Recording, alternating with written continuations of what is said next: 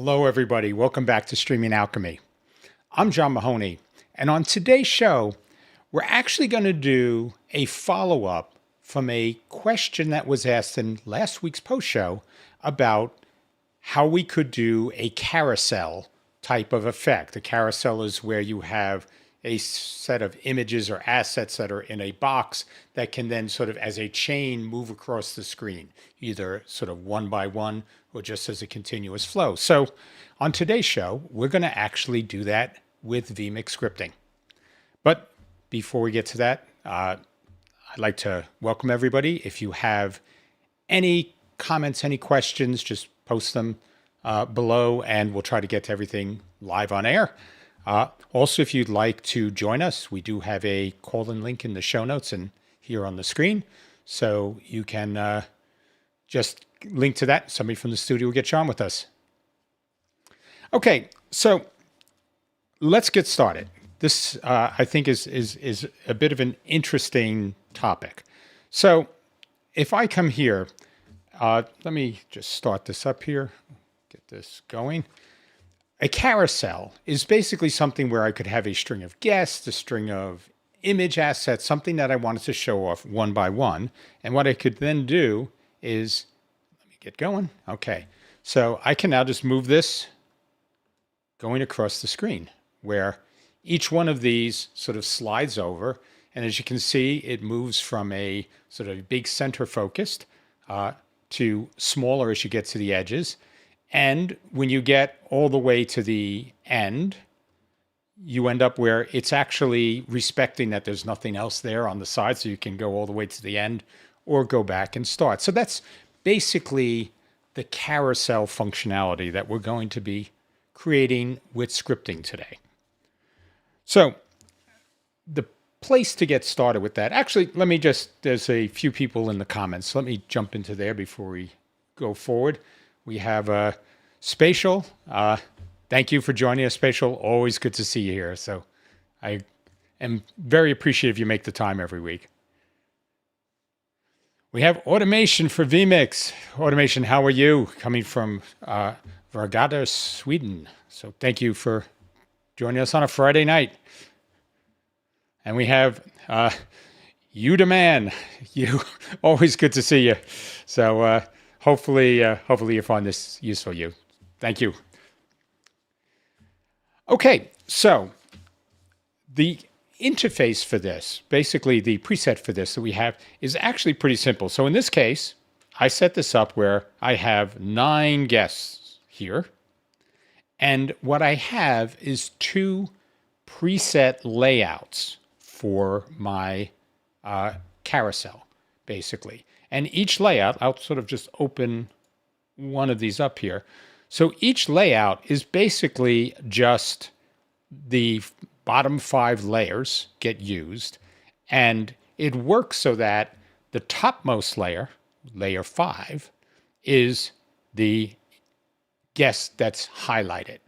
And then it goes down where you have sort of 4, 3, 2, 1 as you get to the sides. So you end up where now guest 8 here, which is the one before, that's in 3, and guest 7 is in 1. So it sort of works as 1, 2, 3, 4, and then 5 in the middle. So that's basically what we have. And these are set up with a couple of adjustments just so you can get a better sense of it. The center layer is so sort of jump to there. You can see the center layer is basically just zoomed down a little and cropped on the sides. And as you go back to each one of these other layers, there is, they get, continuously smaller. The other thing that we did, though, is we added a bit of a rotation. So the center one sort of comes flush with the screen. So it's parallel to the screen. And then each of these sort of just turn a little bit as you get out to the sides. And that just creates a better sense of depth as we do this. So that is something you may not realize. You can go and rotate along any one of the 3 axes, X, Y, and Z, with any one of the layers that you have. And if you hadn't seen that, that's exactly what we're doing here. So why do we have two of these basic layouts for the carousel? Because the way the carousel works is by using the merge functionality, where every time you want to create motion, what you do is you set up in preview so a new layout for the elements that are on screen in program, and then do the merge, which will dynamically have any of the elements on screen now move to the new positions in preview as preview comes in. So that gives you that sense of movement across. So to do that though, we need to turn around and say, one of these is always going to be in program when you have the carousel, which one is up live. And so depending on whether I'm going forwards or backwards in this carousel, I need to turn around and set up a mirrored copy of that basically in preview, where I just make different assignments for which guest is in which one of the first 5 layers. So that's what we're doing there.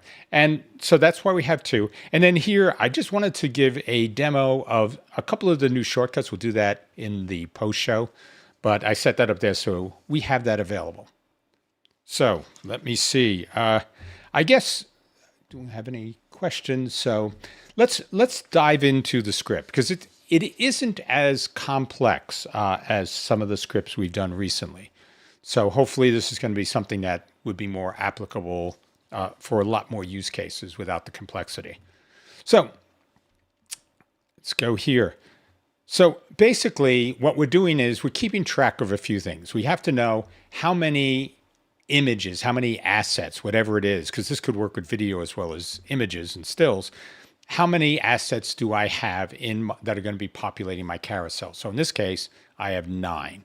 So I need to also know which one is the one that I want in the center, sort of my guest of focus.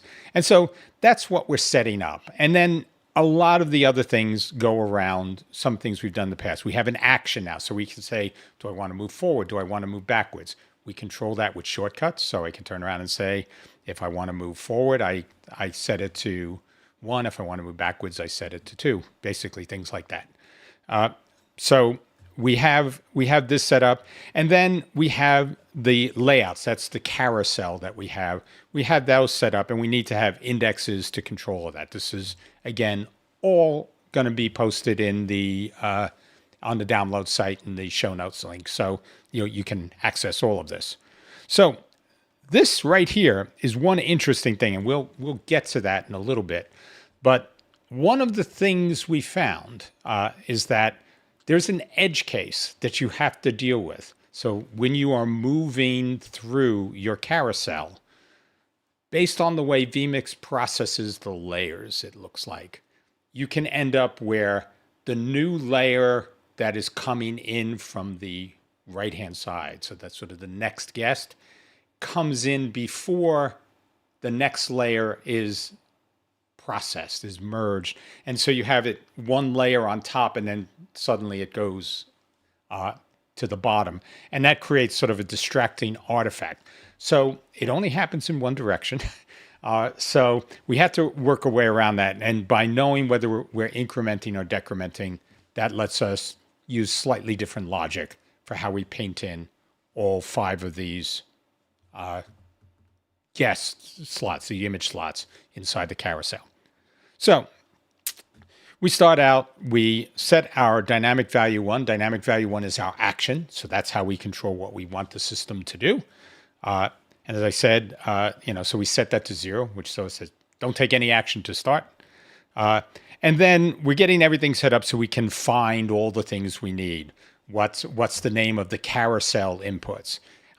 What's the name of the guest input? So the root of them, and then we have a number, 1, 2 for the carousel, or 1 to 9 for the guest in this case, because we have a guest count of 9. And then we just initialize which layout are we using first. We'll use 1 first. And for the guest focus, we set it to 0 because when we go in and hit forward, that's where we'll get the first guest painted in. At this point then, we really are we're getting ready to go live. And so we populate, we assign our layout title.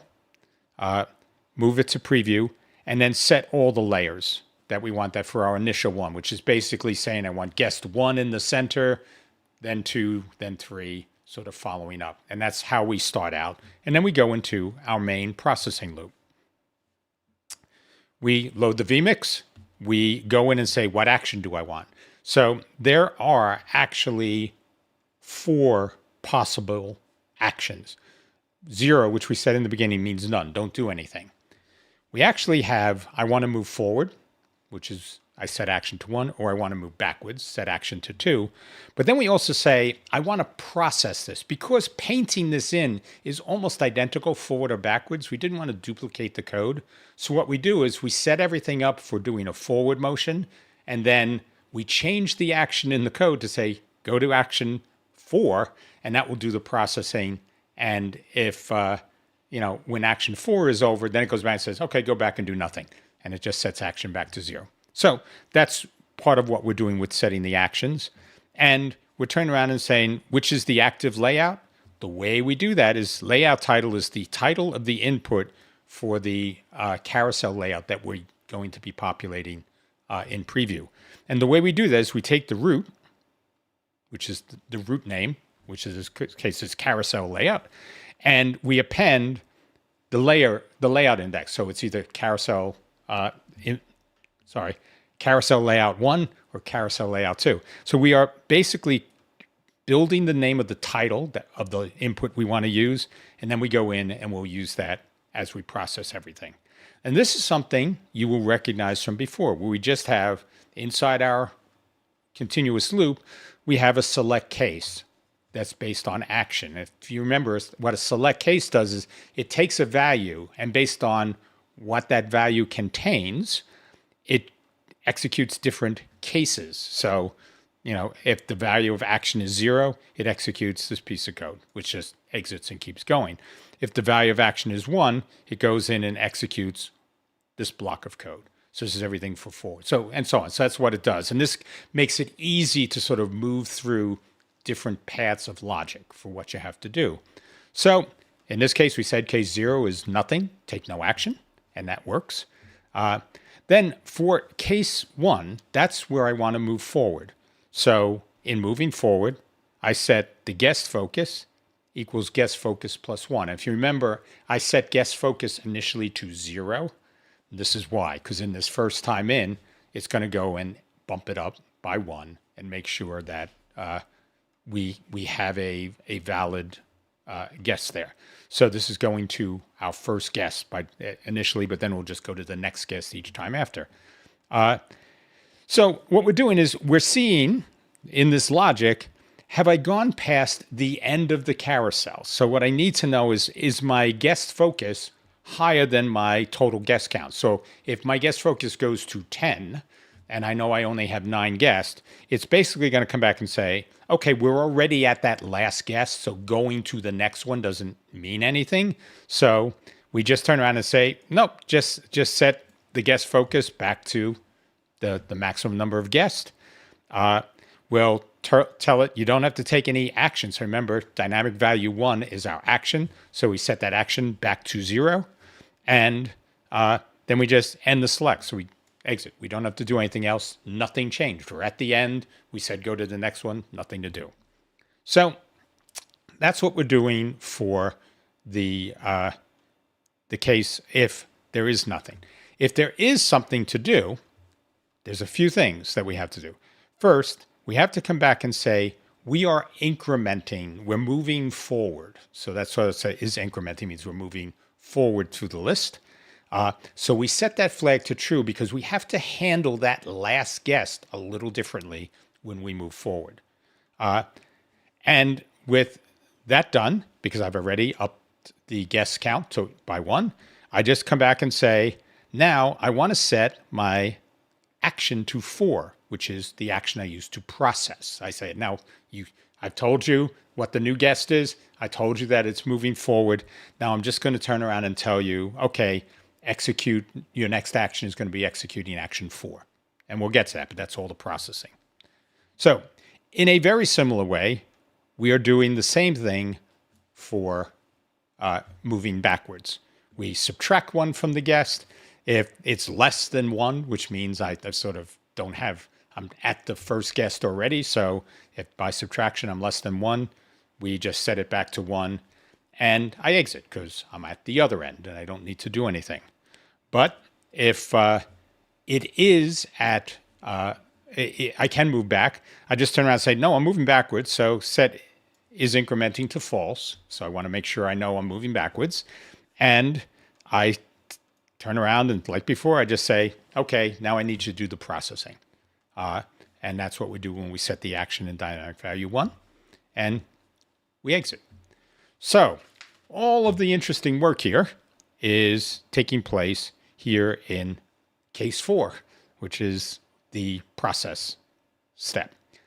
So the way I work this in the logic is that I'm making the decision, since there are 5 layers, each one of these breaks up and says, what do I do with each one of the layers? So this is saying, this is the layer that's in focus. So this is my guest layer, and I figure out what to do with that. And then I go to the one that's on the near right, the one that's on the near left, the one that's on the far right, and the one that's on the far left. But it's basically broken up as these little chunks of code for doing the processing. And if the guest in focus is greater than the guest count, this should never happen. I mean, this is here as a sort of belt and suspenders type of piece of code, but you never should hit this, but just turn around and make it blank because there isn't a guest there. Otherwise, what I do is I turn around and say, I have to take this guest and I set the layer for the layout title. So if you remember, this is this layout title we set up in the beginning to say which one of the 2 inputs with the carousel layout am I using. So that's how I now use this in all the functions. So that's the input. I say, what is the layer that I'm working on? And, because this is the value piece, it has the layer, which is layer 5. And you say, what input do I want to assign to that layer? And so we're doing input 5, and then we're doing the guest title right here. So this piece here is it's taking the root of the guest title, and then based on which guest is focused, so 1 to 9, basically, it takes guest and appends a 1, 2, 3, 4, 5, whatever. And that's how I set that layer. So this is the logic where I create the roots of which one of the inputs I need to use in each case. And then based on the logic here, I just turn around and say, I create those as inputs and execute shortcuts for them. So it's fairly straightforward. So that's what we do for the main, for sort of the main focus guest. And now we're doing the guest on the near right, which again, these are going to be very similar, but I have to sit there and go, if this guest, the next guest over, guest plus 1, is greater than count, so there's nothing there, there's no guest above this one that I have, I just set the layer to blank. And if you remember, the way you set it to none using the API call is that you leave the input that you want blank. So you say layer, comma, because that's the way this works. It says a layer, comma, input for the value. And that's what we do here. So you just say layer, comma, and we'll automatically set it to there is no assignment there. And that's what we do. So we go and just set it to no assignment if there's nothing there. In this case, it's okay, because if you remember, as we move to the end, those last couple become blank, and that's what you want. And you have your focus one in the middle. So we do that there. And if there is something there, again, same sort of thing. So this is all very, very similar. So no real changes here. We're just painting in the next guest in the list. So for the guest on the far right, this is where we have to use a little bit of logic, so edge case logic here. And I'll explain why. What's happening is when you were moving off that end case, what we found was that because of the sort of delay and the order that things were processed, you would have the new element, the sort of the new guest that I'm painting, paint in first, and then on top of that, the next guest would have to move up. So you saw this one guest pass through the other, and sort of it looked awkward. So what we do to avoid that case is we set the guest that we're putting in that end row, we set that guest to null. So we take it away. There is no guesses, so you don't have that pass-through happening. And otherwise, we actually paint the guest that would go there. And when we paint this blank guest, that means that when we actually do the merge, right after the merge finishes and these things all move, I need to go and fill in that last guest. And so that's what we do. So it's sort of a workaround for the processing order that of what happens in a merge with multiple layers involved. So this is what we started. So what we're doing here is we're basically saying, if it's going for blank it out because we'll fill it in later, we don't want that artifact. And I'll show you what that looks like just at the end of the show here. So otherwise, we process it normally. We go in and do just what we did above. If there's nothing there, we set it to none. If there's something there, we set it to whatever guest should be painted in there. And we're doing the same thing for the other side, the near left and the far left. And so these are all pretty much identical, logically. You know, check that there's a guest in the space for both of them, and then if not, make it blank. If there is, paint it in. So with that all set, we've basically set up all the layers in preview with that one caveat that there's that edge case we have to deal with still.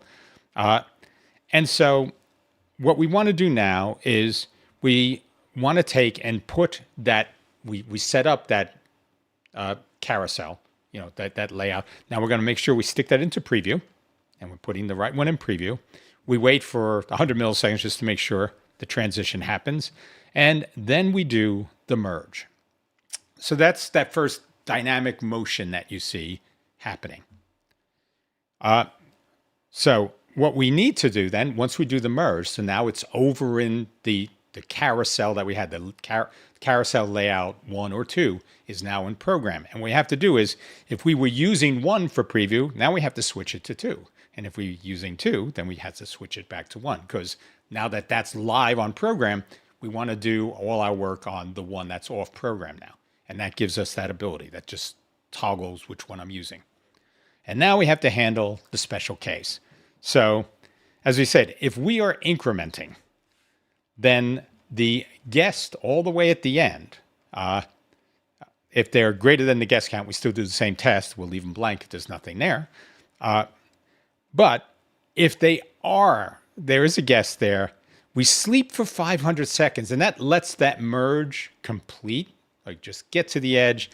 And then what we do is we set the layer with the guest that was supposed to be there. So instead of seeing that happen during the merge, where you have that artifact, what we're doing is we let the merge happen, and right at the end, we tuck that last guy in. So it looks smooth visually, even though we have to do a little finagling to make it happen.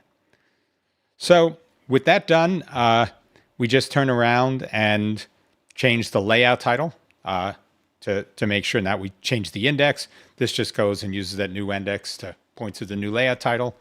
And we set dynamic value 1 to 0 to say, okay, wait till they ask to do something else.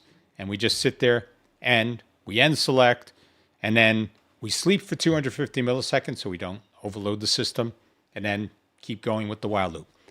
And that's it. So logically, this is a very straightforward approach outside of that edge case. We're really just working through setting up these layers, picking out which one we want, and then merging them to create that dynamic motion that you'd see in a carousel.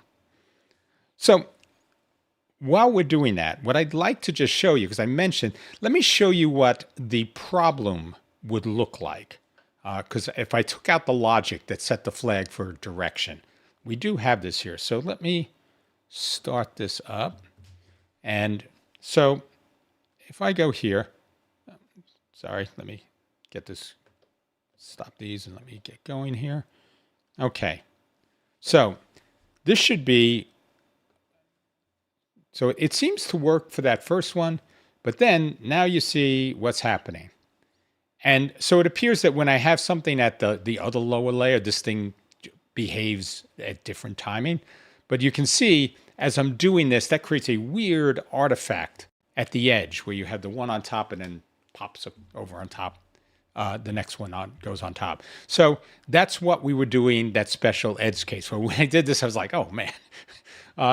So because we thought we had it and looked pretty good, but obviously this is something that we needed to take care of to make this work. But that was logically what we were seeing happen. So again, not a not a big deal of code to make that work, but it's just necessary to point that out. So that's part of it. So a couple of points from this, because this came directly out of a comment we had last week where somebody asked whether the things we were doing with sort of assigning the layers and using, the basically being able to go and describe each layer, from cropping, height, width, movement, all the other stuff, whether we could use that for a carousel effect. And it just got me thinking more about it. And then this past week, there were a couple of new shortcuts that were set up that actually included things to let you set and swap layers with animation. And that the question came back up, would this work now to create the carousel?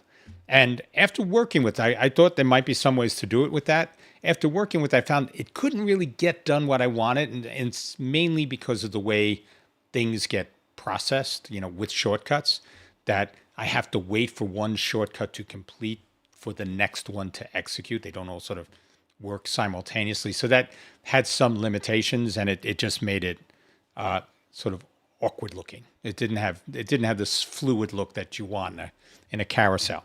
So what we have here doesn't use anything in vMix 27.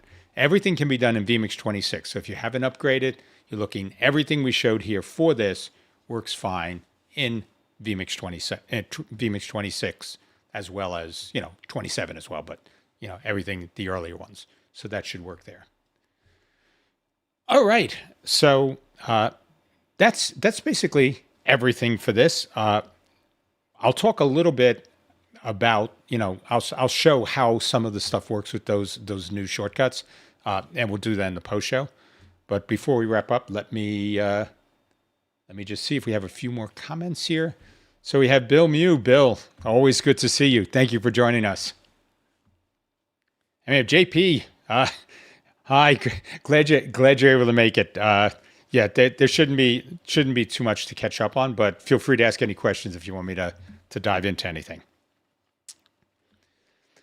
All right then. So why don't we wrap up the main show here? We'll go into the post show.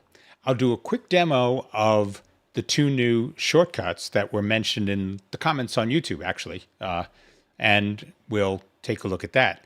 So if you can't stay around for the post show hangout, I really appreciate you joining for the show, and we will see you next week, which will be our last show before Christmas. If you can hang out, I'll see you in a few seconds. Take care, everyone.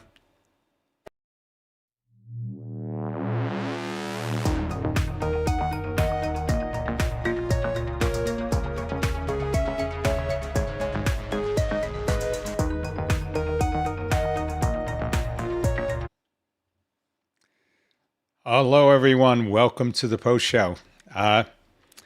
So I mentioned about the new shortcuts that were in the latest update to vMix 27 beta, and they are using a lot of time, and I really like this. There's a lot of effort that's going into refining this beta in vMix 27, and I think they're adding a lot of very, very useful capabilities. But so let me talk about the two new things that have come in. It's called SetLayerAnimated and SwapLayerAnimated. So we'll start with the swap. In the SwapLayerAnimated, what you can tell it to do is to take two layers inside an input and to just swap them dynamically to sort of do motion. So I will show you here on this one. This is taking 2 layers and it's just swapping them around positionally. What you can do is this gives you, so you sort of look here. Give me a second. So these are all just the way these layers are set up. So if I have, this is swapping. So these were sort of set up. This is guest 1, guest 2, and guest 3. So if I just put these, sort of set this up, guest 1, guest 2, guest 3. Oh, it's actually doing even a little more in this. I'll have to investigate this even further. But so if you set this up and you want to work with this, then when you press this, it's just going to take things in different layers. So I may have just done layers 1 and 2 there. So I'm just swapping those back and forth. Now, if I want to do something where I want to take and set a layer. So in this case, I'm going to say I want to set layer 1 with this input over here. If this input exists already, what it will do is it will take whoever is in layer 1 and it will do the swap with the input that this guest is in. So it's taking, when you say set this layer, it's saying, does that layer already exist on another layer inside of this input? And if it does the swap. If it doesn't, it just does a set. So if I wanted to put somebody different in there, it'll just push that in. So if I just show you, when I come here and do this, it's going to take those 2 and swap them because that guest existed. But let me, since we're doing this, we'll dive in. If I go into the shortcuts where I have this set up, this is so if I turn around and do a set layer, let's open this up. You can see I was using input 3, but let's take an input that I don't have, which will be input 1 is not there now. So we'll just put that there. So when I do this again and say I want to do, let's get this off the screen so we can see what we're doing. When I go, I want to put this in, it just pushes that in. But if I did this now, with somebody that was in here again, it would do that swap. So they're interesting how they work. I can see a lot of use cases for this, but it isn't something that we could do what we wanted to with it. Now I'll talk about that in a minute, but we have a few more comments. So we have Jawad has come in and saying, warm greetings from cold Stockholm. Yeah, winter is coming. And that's not some Game of Thrones reference. This is it's winter and it's coming. It's getting colder all around. So I know there's a lot going on in a lot of the northern hemisphere where people are starting to bundle up and feel the cold and the snow and everything else. So thanks, Jawad. So all right. So the reason that I had issues with using these is that in sequence, if I were to go and try to do the sets, it would move people, but because it's doing the swap, it didn't just make a dynamic move. It pulled the person that I was replacing and put them back in the other one. So it became really difficult because when I did this, I would almost have to make this, I'd have to blank it out first, then do the swap. And then, it would swap the blank in there. So you had all these glitches all around if you tried to do it where you were doing sets and moving people in. And it needed to complete each one. So if I was trying to set these things dynamically to move something along, it just didn't look right. And everything we did sort of had this broken up, incomplete look. And, it's the same with swap or set. We looked at swap and said, that won't get us there. What we thought with set, we potentially could do it, but it really didn't get us there. And that was a shame because, I thought when we saw that and somebody said, could you do it with this? I was like, oh, let me see, because I thought I'd give it a shot, but it just doesn't quite work the way you want it to for this. But we were able to do it without any of the extra shortcuts from vMix 27, so which we thought was handy. So that's pretty much everything I want to cover. If you have any other questions, get them in as I talk a little bit about what we want to do on our next show. So, as I've sort of posted a few times, we've been working with a new control surface, and it's something that we wanted to take and spend time with because it's sort of a core central piece to a production setup. So we really wanted to get some real world use case experience with it. So this, our next show, what we're going to do is we're going to actually go through, and we don't do a lot of hardware stuff, but we're going to go through this new control surface, cover, all the key capabilities that we found in it, and have it here on set so you can see it as we work with it, and make your own decisions about whether you think that's something that would be useful or helpful. But that's what we're going to be doing next week, slightly different. And then the following week, which is Christmas week, we celebrate Christmas here at the studio. So that's something that we're going to be taking off. That's sort of time with family. So the week after Christmas, there won't be a show. And, after that, we'll pick it up again right away in the new year. And we're moving quickly to, we'll take a small break between season 4 and season 5 to get set up, but it won't be anywhere near as long as it was last week. So Jawad actually has another comment here. I really need the feature you described, but have no clue with XML. So I think, based on how we had everything set up, you could run what we had last week without understanding the code logic. It really isn't dependent on a lot. So the way so for everybody, if you weren't around last week, we had something where you could go and take and move guests. Like if you have guests in multi-boxes, and guests could sometimes lean off to the side and do that, and you want to move their video in because all the videos are typically centered. It gave you the ability to say, take whatever is in a box on layer 1, 2, 3, 4, 5, whatever it was, and make adjustments to sort of the positioning, the cropping, the zooming, whatever you wanted to do. So that guest stayed right inside that box they were in, but they were repositioned the way you needed them to be repositioned. And the way that worked is we just did that. We applied that to whatever input you had in preview.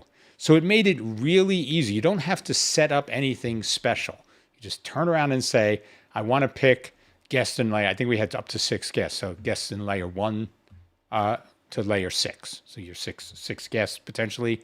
And then you would turn around and using the dials, you could do X, Y position. So, up and down, left and right, or zoom. So if you zoomed in, you could move the guest down to make sure you got the head space right, things like that.